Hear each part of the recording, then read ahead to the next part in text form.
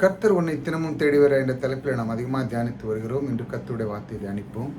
நம்முடைய வாழ்க்கையிலே கர்த்தர் நமக்கு என்னெல்லாம் கொண்டு வந்து நமக்கு தருகிறார், நம்ம எப்படி வழி நடத்துகிறார் என்று தான் இந்த போதனை இருக்குது. ஆகையால் நீங்கள் தொடர்ந்து இதை கேட்கும் பொழுது தான் கர்த்தர் நம்ம மேல் எவ்வளோ பிரியமாக இருக்கிறார், நம்ம எவ்வளவு விருப்பமாக இருக்கிறார், அவர் எவ்வளோ சுத்தமாக இருக்கிறார் என்று புரியும்.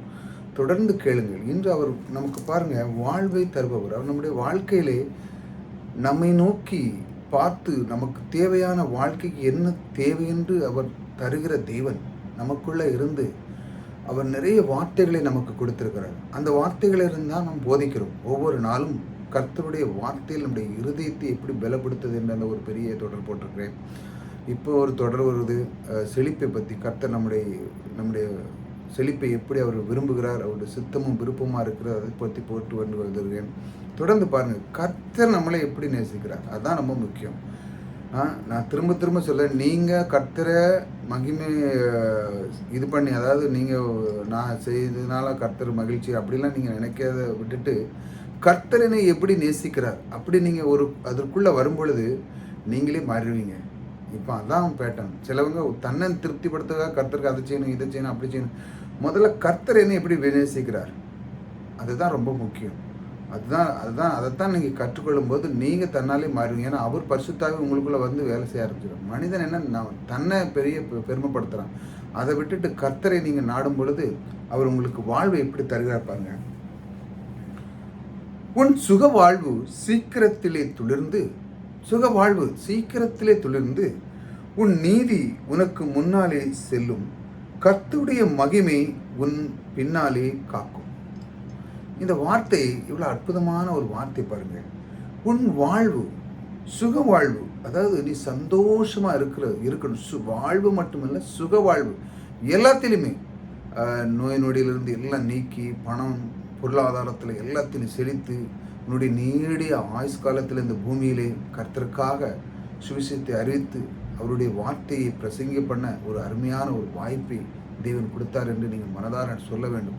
அந்த அளவுக்கு கர்த்தர் பாருங்க, உங்களுடைய சுக வாழ்வு. நீங்கள் எத்தனை கஷ்டத்தில் இருந்தாலும், எவ்வளோதான் இருந்தாலும் அவர் சொல்ல சீக்கிரத்தில் துளிர்ந்து, அதாவது சீக்கிரமாக. இப்போ ஒரு விதை ஒரு மண்ணில் போட்டு வச்சாங்கன்னா, முதல்ல விவசாயம் என்ன பண்ணுவோம், விதை உள்ளே போட்டு முதல்ல ஒரு தண்ணி பாய்ப்பான். தண்ணி பாய்க்கும் போது ரொம்ப ஜாஸ்தியாக பாய்க்க மாட்டான், மேலோட்டமாக அப்படி பாய்ச்சிட்டு விட்டுருவோம். அந்த விதையில் அது முதல்ல பட்டு அது துளிர் விடும். அந்த டைமில் தான் அது தன்னை வெடித்து மேலே நோக்கி அது வரும் பொழுது அதற்கான எல்லா தாளந்தும் அதுக்கு தேவைப்படும். அதற்கு உரமோ மற்றது முதல்ல குறையாதான் இருப்போம்.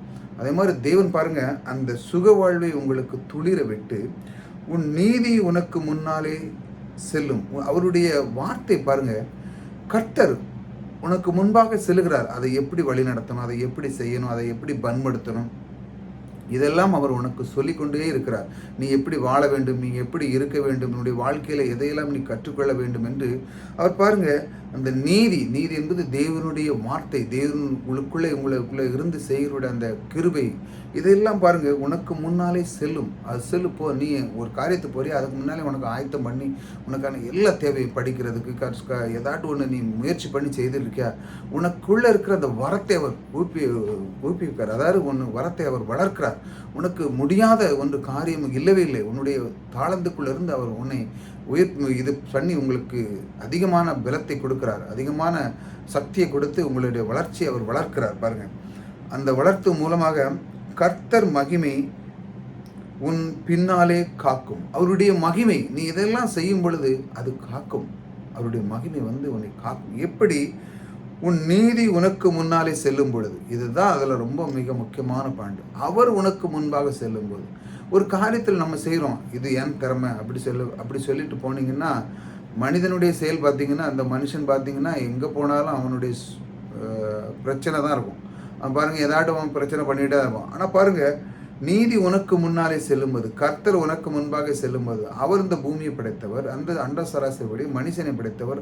அவனை எப்படி நாவல பயன்படுத்தணும், அவன் உனக்கு எதிராக வராத அளவுக்கு, உனக்கு அவன் கீழ்ப்படிந்து செய்ய அளவுக்கு அவர் முன்பாக செல்கிறார்.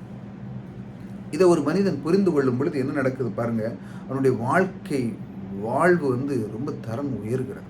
அதை தான் கர்த்தர் கற்றுக் கொடுக்கிறார். நீ இப்படி இருக்கும்போது கர்த்தருடைய மகிமை உன் பின்னாலே காக்கும். உனக்கு பாருங்க, அந்த கர்த்தருடைய மகிமை, கிருபை, இது எல்லாம் அவனுடைய வார்த்தை மூலமா அவன் பெற்றுக்கொள்கிறான். பெற்றுக்கொள்ளும்போது என்ன நடக்குது? அதான் எல்லாமே சந்தோஷமா இருக்கும். பாருங்க, நிறைய பேர் பாருங்க கற்றுக்கொள்வதற்கு எவ்வளோ பிரயாசப்படுறாங்க. ஆனா பாருங்க, அவன் எங்கெங்கேயோ பிரச்சனை பண்ணி ஏதேதோ ப்ராப்ளத்தில் அவன் கிழந்து விழுந்து அவன் எவ்வளோ தடுமாறி அவன் போகிறான். அதற்கு முன்னேறதுக்கான எல்லா இதுக்கும் போகிறான். ஆனால் அவன் முயற்சியில் போனான்னு வச்சாங்களா ரொம்ப கஷ்டப்படுவாங்க. நிறைய பேர் பாருங்கள், ஒரு தொழிலோ ஒரு பிஸ்னஸோ அவனுடைய படிப்போ, ஏன் முயற்சினாலும் நான் செய்கிறேன், இது எனக்கு நான் தான், வேறு ஒன்றும் கிடையாது அப்படின்னு நிறைய பேர் தன்னை பெருமை பாட்டுக்கிடுது இந்த இதை பற்றி. ஆனால் தேவன் தான் இந்த ஞானத்தை கொடுத்தார். ஒரு தொழில் இருக்குது, இந்த தொழிலை தேவன் விரும்புகிறார். இந்த தொழிலில் இருக்குது, இதில் நான் இந்த ஒரு பிஸ்னஸ் பண்ணுறேன்னா, ஒரு தொழில் பண்ணுறேன்னா அதில் 100% கொடுக்க போகிறேன். பாருங்கள், இன்றைக்கி இந்த உலகத்தில் தரமான உயர்ந்த தரங்கள் பார்த்தீங்கன்னா, பெரிய பெரிய பிராண்டு பார்த்தீங்கன்னா, அவன் தரத்தை அவன் கரெக்டாக வச்சுருக்கான். நான் இப்படி தான் மக்களுக்கு கொடுக்க போகிறேன்னு அவன் என்ன நிர்ணயம் வைக்கிறானோ, அவன் ₹1,00,000 வச்சாலும் அவன் வாங்குறதுக்கு ஆள் இருக்கு. காரணம் அதனுடைய தரம். அதே மாதிரி தான் உங்களுடைய வாழ்க்கையில் நீங்கள் எதனாலும் உங்களுடைய தரத்தை மேன்மைப்படுத்துங்க. எனக்குள்ளே இருக்கிற தாழ்ந்து நான் அந்த அளவுக்கு நான் பண்ணுவேன். வேறு யாருமே பண்ண முடியாது இந்த மாதிரி வேலை. அந்த அளவுக்கு நான் டக்குன்னு பண்ண முடியும். அந்த அளவுக்கு படித்து சொல்ல முடியும். அந்த அளவுக்கு நான் என்னுடைய சரீரத்தை பில்ட் பண்ண முடியும். யாருமே இப்படி இருக்க மாட்டாங்க. ஆனால் நான் இந்த மாதிரி காலையில் எழுந்திப்பேன், இந்த மாதிரி சாப்பிடுவேன், இந்த மாதிரி இருப்பேன், இந்த மாதிரி செய்வேன். இந்த மாதிரி நீங்கள் உங்களை உருவாக்க நீங்கள் கற்றுக்கொள்வது தேவனிடத்தில் வருகிறது. அப்படி நீங்கள் சொல்லணும், இதெல்லாம் எனக்கு கற்றுத்தந்தவர் தேவன். ஆகையால் நான் எதற்குமே பயப்பட தேவையில்லை. ஏன்னா அவர் எனக்கு கற்றுக் கொடுக்குறார். அது கற்றுக் கொடுக்கும் பொழுது பாருங்கள், உங்களுக்கு மகிமை மகிமை உன்னை பின்னாலே வரும். தேவனுடைய சமூகம் உனக்கு முன்பாகும். இதெல்லாம் நீ கற்றுக்கொள்ளும் போது, இதெல்லாம் நீ இந்த வாழ்க்கையில் நீ இந்த மாதிரி செய்யும்போது உன்னுடைய வாழ்க்கை சுக வாழ்வு வரும். எப்பொழுது நீ இதை கற்றுக்கொள்ளும் பொழுது, நீ இது இப்போ ஒரு பிரச்சனையிலேருந்து அவனுக்கு விடுதலை ஆகணும்னா அதை நீ மறுபடியும் பிரச்சனைக்குள்ளே போகாமல் அதை எப்படி கையாள வேண்டும்னு கற்றுக்கொள்ள வேண்டும். அதுதான் தேவன் வார்த்தைகளை நம்ம நிறைய படிக்க வேண்டியது. தேவனுடைய வார்த்தையை எடுத்து படித்து தேவனுடைய வார்த்தைகளுக்கு நம்ம கீழ்ப்படிந்து இந்த மாதிரி செய்யும் பொழுது கர்த்தர் நமக்குள்ளே இருக்கிறார். பாருங்கள், இந்த மாதிரி வார்த்தைகளை தினமும் கேளுங்க. அப்படி செய்யும் பொழுது தான் தேவன் விரும்புகிறார். இதையெல்லாம் நீங்கள் கையாள வேண்டும். நீங்கள் செய்யலைன்னா எப்படி நடக்கும்? நீங்கள் ஒவ்வொரு காரியமும் நீங்கள் இதற்குள்ளே வந்து என்னால் அல்ல, நான் எடுக்கிற முயற்சி, நான் படிக்கிற முயற்சி, நான் எடுக்கிற பிஸ்னஸ், நான் போக்குவரத்து, வீட்டில் இருக்கிற மனைவி பிள்ளைகளோட பேசுகிறது, இது எல்லாமே எனக்கு கொடுக்கப்பட்ட தாளந்து எல்லாமே என் கர்த்தரிடத்திலிருந்து வருகிறது. அவர்தான் அவர் நீதி எனக்கு உனக்கு முன்னாலே செல்லும் பொழுது எனக்கு கூட இருக்கிறது என்று நீங்கள் சொல்லுங்கள். சொல்றாரு, உன் நீதி உனக்கு முன்னாலே செல்லும் சொல்கிறார்ல, அதே மாதிரி அவர் எனக்குள்ளே இருக்கிறார். அந்த நீதியான தேவன், அந்த கர்த்தர் எனக்குள்ளே இருந்து அவர் பாருங்கள், எனக்கு மகிமை உன் பின்னாலே காக்கும். அந்த மகிமையானது பாருங்கள், மகிமை மூடிக்கொண்டனால் எந்த அசுத்தாயும் உங்களை தொடாது. நீங்கள் இந்த மாதிரி இருக்கும் பொழுது உங்களுக்கு நிறைய கிட்ட காரியங்கள்லாம் நிற்கும், ஆனாலும் உங்களை தொடாது. ஏனென்றால் உங்களுடைய கண்ணோக்கம், உங்களுடைய பார்வை, உங்களுடைய வார்த்தை, உங்களுடைய நடைபாவனங்கள் இதெல்லாம் மாறி தேவனுடைய வார்த்தைக்கு நீங்கள் கீழ்ப்படியும் பொழுது உங்களுடைய வாழ்க்கை வாழ்வு தருகிற அந்த தேவன் உங்களுக்குள்ளே உலாவ ஆரம்பித்திருவார். ஒவ்வொரு நாளும் இந்த மாதிரி வார்த்தைகளை கேளுங்கள்.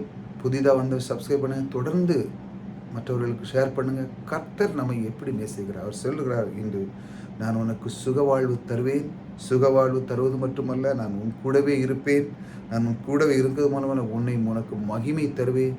நீ செய்கிறதை அந்த அளவுக்கு செய்ய வேண்டும். அந்த அளவுக்கு திறமையான தாளந்துகளை நீ உனக்குள்ளே நீ ஊக்குவித்து நீ என்னை நோக்கி பார்த்து, இதை என் கர்த்தர் தந்த தாளந்து, கர்த்தர் எனக்கு விடுத்தார் என்று சொல்லும் பொழுது உன்னுடைய வாழ்க்கை திறனை நான் உனக்குள்ளே மாற்றி உன் வாழ்வு தருபவன் நான் உனக்குள்ளே இருப்பேன் என்று அவர் உங்களுக்கு வாக்கு கொடுக்கிறார். கர்த்தர் உங்களோடு கூட இருக்கிறார். கர்த்தர் உங்களை ஆசீர்வதிக்கிறார்.